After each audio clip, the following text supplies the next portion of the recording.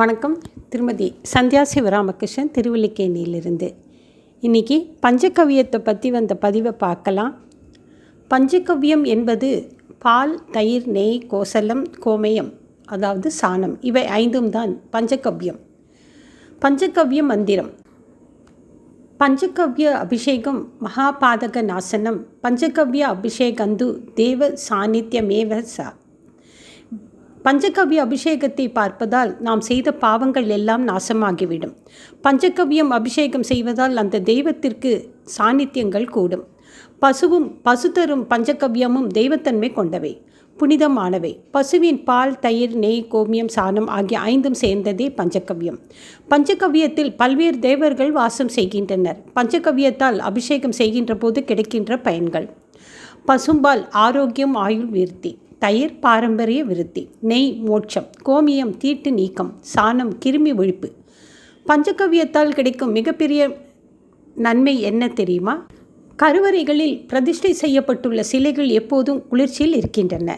பெரும்பாலான கருவறைகளில் சூரிய ஒளி படுவதில்லை. எனவே மிக்க குளிர்ச்சி, மிக்க இருட்டின் காரணமாக கருவறைகள், சிலைகள், இடுக்குகள், பிளவுகள் முதலான இடங்களில் கிருமிகளும் பாசிகளும் பூச்சிகளும் வளர்வதற்கு வாய்ப்புகள் அதிகம். அவற்றை அறவே அழிக்கின்ற ஆற்றல் பஞ்சகவ்யத்திற்கு அதிகமாக உண்டு.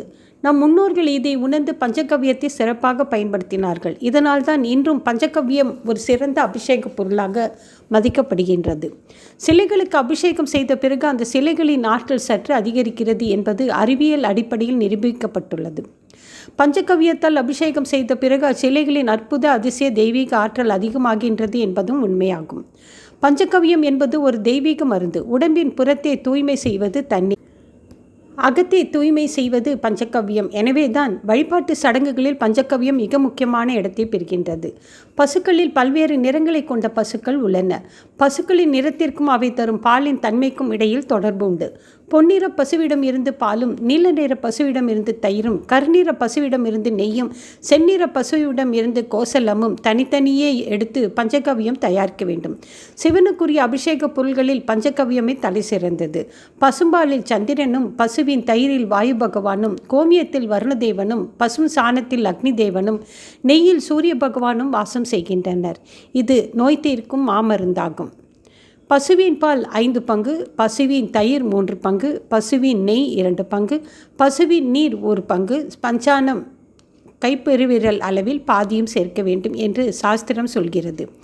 இறை வழிபாட்டில், திருவிழாக்கள், கும்பாபிஷேகம் முதலானவற்றில் பஞ்சகவ்ய அபிஷேகம் செய்வார்கள். இந்த பஞ்சகவ்யத்தை உண்டால் நாட்பட்ட நோய்கள் அகலும், வியாதிகள் வராமல் இருக்க தடுப்பாகவும் இருக்கும் என்று வேதங்கள் கூறுகின்றன. நன்றி, வணக்கம்.